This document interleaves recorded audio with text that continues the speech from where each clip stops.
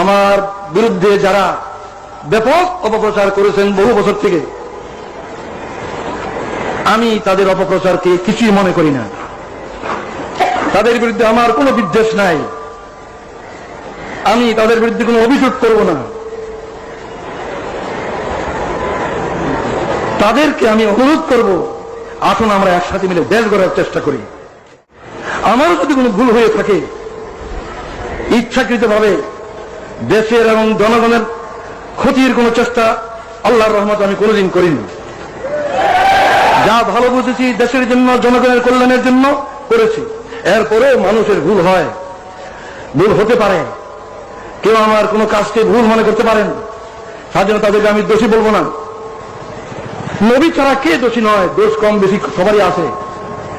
তাই যারা আমার কোনো কাজকে ভুল মনে করেছেন, আমার কোনো কাজে অসন্তুষ্ট হয়েছেন, আমার কোনো কাজে ব্যথিত হয়েছেন, দুঃখ পেয়েছেন, আমি তাদের সবার কাছে জানাচ্ছি আপনাদের এই বেদনার সঙ্গে আমি শরীক, আমিও দুঃখিত। আমার কোনো ব্যক্তিগত উচ্চাকাঙ্ক্ষা নাই, আমি নিজে দেশের বড় কিছু হব, দেশের কোনো কর্তা হব, এই ধরনের কোনো কামনা আমার নাই। কিন্তু একটি কামনাই আমাকে অস্থির করে, যে দুনিয়া থেকে যখন বিদায় নেব তখন আমার এই দেশবাসীর 12 কোটি মানুষকে কি অবস্থায় আমি রেখে যাব, তাদেরকে সুখী নিরাপত্তাবোধ নিয়ে বেঁচে থাকার মতো অবস্থায় রেখে যেতে পারবো কিনা, এটা আমার সবচেয়ে বড় চিন্তা। আমার এই সাধনা, এই চিন্তা, কিভাবে এই দেশের স্বাধীনতা সার্বভৌমত্বের হেফাজত করা যাবে, আর কিভাবে এই দেশের জনগণকে সুখী করা যাবে। ভাত, কাপড়, বাসস্থান, চিকিৎসা, শিক্ষা, স্বাস্থ্য, এগুলোর কারণে মানুষ কষ্ট পাবে না, এমন অবস্থায় যদি রেখে যেতে না পারি, যাবার সময় যদি তাদেরকে সুখ শান্তিময় অবস্থায় রেখে যেতে না পারি, তাহলে এই জীবনের সার্থকতা কি?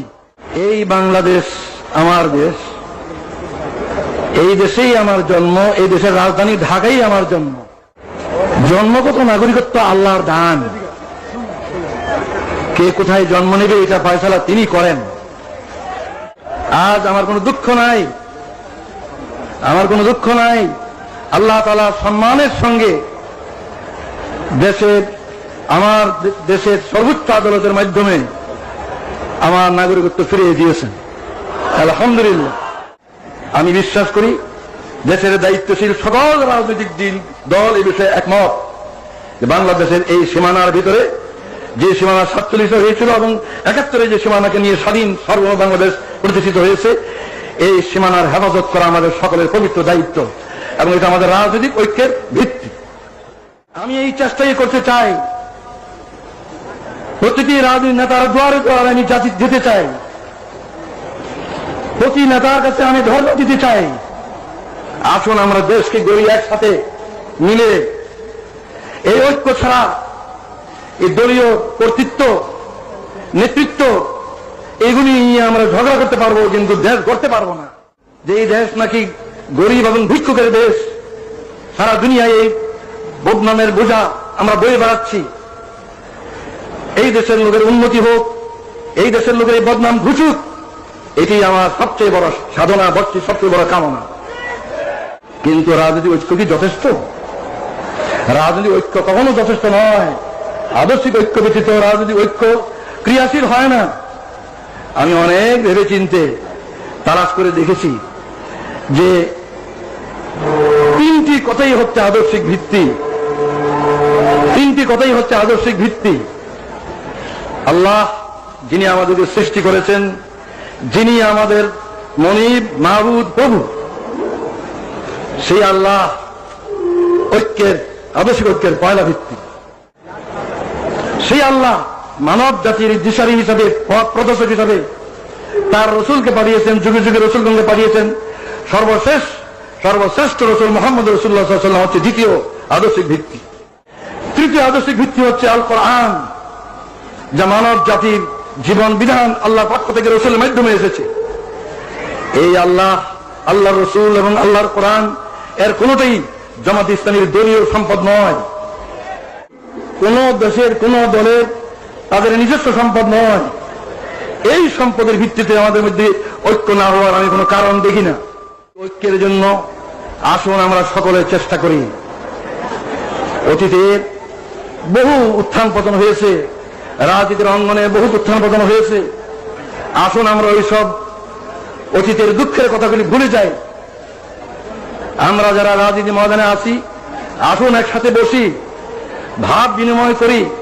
দেশের সমস্যা অজানা নয়, সবার কাছে আমাদের জানা। আসল কথা সমাধানের পথ কি, কিভাবে সমাধান করব, এই সমাধানের জন্য আসুন একসাথে বসি, একসাথে চিন্তা করি, মতের বিনিময় করি। আমরা ঐক্যবদ্ধভাবে চেষ্টা করা ছাড়া এই বিরাট কাজ কিছুটি সম্ভব নয় বলে আমি বিশ্বাস করি। যে ঐক্যের কথা আমি আজ বলছি, এই ঐক্যের তো ভিত্তি চাই। ঐক্যের কথা সকলেই বলেন, অনেকেই বলেন, কিন্তু ঐক্যের মধ্যে ভিত্তি প্রয়োজন। বিনা ভিত্তিতে ঐক্য কিছুতে পেরে দাঁড়াবে। আমার দৃষ্টিতে ঐক্যের ভিত্তি দুটো, একটা রাজনৈতিক ঐক্য আর একটা আদর্শিক ঐক্য। রাজনৈতিক ঐক্য, আদর্শিক ঐক্য, এই দুটো ঐক্যের ভিত্তিতে আমরা এই দেশের 12 কোটি মানুষকে ঐক্যবদ্ধ করতে পারি। রাজনৈতিক ঐক্য মানে হচ্ছে এই বাংলাদেশের যে সীমানা, এই সীমানার ভিতরে যে বাংলাদেশ, এই বাংলাদেশের স্বাধীনতা সার্বভৌমত্বকে হেফাজত করতে হবে। 47-এ ভারত ভাগ করে যে সীমানা ঠিক করা হয়েছিল, সেই সীমানাই কি বাংলাদেশের সীমানা নয়? 71-এ কি সেই সীমানার ভিতরে স্বাধীন বাংলাদেশ কায়েম হয়নি? এই সীমানার হেফাজত করা হলো রাজনৈতিক ঐক্যের পয়লা ভিত্তি। রাজনৈতিক ঐক্যের ভিত্তি এটাই। আমি অত্যন্ত আনন্দ বোধ করি যে আমাদের দেশে প্রধান প্রধান দলগুলির নেতৃবৃন্দ তারা মুসলিম। আমাদের দেশের প্রধান প্রধান দলগুলির নেতৃবৃন্দ মুসলিম। তারা নামাজ পড়েন, হজ করেন, কোরআনকে তারা অস্বীকার করতে পারেন না। নামাজ, রোজা, হজ এগুলি কোরআনই আছে, তারা এগুলি করেন। আমি কি করে মনে করবো তারা কোরআনকে পছন্দ করেন না? নিশ্চয়ই তারা কোরআনকে বিশ্বাস করেন। তাই আমি এই আকুল আবেদন জানাই, রাজনৈতিক ঐক্যের ভিত্তি বাংলাদেশের সার্বভৌমত্ব এবং স্বাধীনতাকে রক্ষা, আর আদর্শিক ভিত্তি হচ্ছে আল্লাহর প্রতি দৃঢ় বিশ্বাস এবং আস্থা, যেটা আমাদের বাংলাদেশের শাসনতন্ত্রে আছে। দ্বিতীয় মুহাম্মদ রাসূলুল্লাহ সাল্লাল্লাহু আলাইহি ওয়াসাল্লামের নেতৃত্ব, তৃতীয় কোরআনের বিধান। আল্লাহু আকবার। বাংলাদেশ জিন্দাবাদ, জামাতে ইসলামী জিন্দাবাদ। খোদা হাফেজ।